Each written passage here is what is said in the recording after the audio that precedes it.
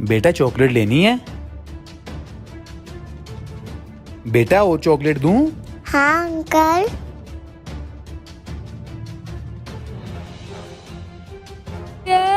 ये अरे पागल पीछे हट।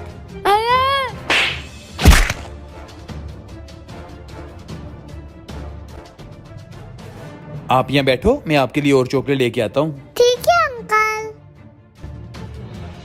हेलो, एक बच्चा किडनैप किया है, काफी पैसे मिल जाएंगे इसके। ठीक है, मैं उसे तेरे पास लेके आता हूँ। ओए, वो बच्चा किधर गया? अरे यार, अरे मेरा भाई कहाँ गया? अब मैं उसे कहाँ ढूंढूं? अबे ओ रुक, छोड़ मेरे भाई को।